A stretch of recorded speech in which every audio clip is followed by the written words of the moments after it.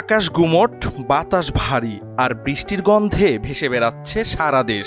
এমন এক আবহে আগামী 5 দিন দেশের প্রায় সব বিভাগে বৃষ্টির সম্ভাবনার কথা জানিয়েছে আবহাওয়া অধিদপ্তর। কোথাও কোথাও হতে পারে মাঝারি থেকে ভারী বর্ষণ, কোনো কোনো জায়গায় আবার অতি ভারী বর্ষণের আশঙ্কাও রয়েছে। আবহাওয়াবিদ খন্দকার হাফিজুর রহমান জানালেন, খুলনা, বরিশাল ও চট্টগ্রাম বিভাগে প্রথম দফার বৃষ্টির ঝাপটা পড়তে চলেছে। এই 3 বিভাগে 3 জুলাই সকাল 9টা পর্যন্ত দমকা হাওয়া সহ মাঝারি থেকে ভারী বৃষ্টিপাত হতে পারে। একই সঙ্গে ঢাকা, ময়মনসিংহ, রংপুর, রাজশাহী ও সিলেট বিভাগের কিছু কিছু জায়গাতেও হালকা বৃষ্টির সম্ভাবনা রয়েছে। তবে তাপমাত্রা প্রায় একই থাকবে, না বাড়বে না খুব কমবে।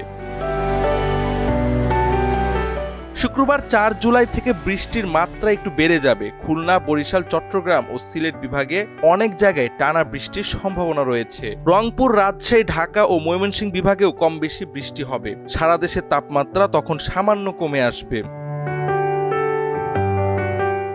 শনিবার 5 জুলাই দেশের 8টি বিভাগে ঢাকা, রংপুর, রাজশাহী, ময়মনসিংহ, খুলনা, বরিশাল, চট্টগ্রাম ও সিলেটে বৃষ্টির সম্ভাবনা থাকবে। বিশেষ করে দক্ষিণ ও পূর্বাঞ্চলে অতি ভারী বর্ষণ হতে পারে বলে পূর্বাভাসে বলা হয়েছে। এই দিন অনেকেরই বাইরে বের হলে ছাতা বা রেইনকোট সঙ্গে রাখাই ভালো। রোববার 6 জুলাই বরিশাল, চট্টগ্রাম, খুলনা, রাজশাহী ও সিলেট বিভাগের অধিকাংশ জায়গায় ঝড়ো হাওয়া বয়ে যেতে পারে হালকা থেকে মাঝারি বৃষ্টির সঙ্গে। ঢাকা, ময়মনসিংহ ও রংপুরেও অনেক জায়গায় দেখা দেবে বৃষ্টি। এই দিন তাপমাত্রা আগের মতোই থাকবে, তবে আর্দ্রতা বাড়ায় ভ্যাপসা গরম কিছুটা কমে যেতে পারে।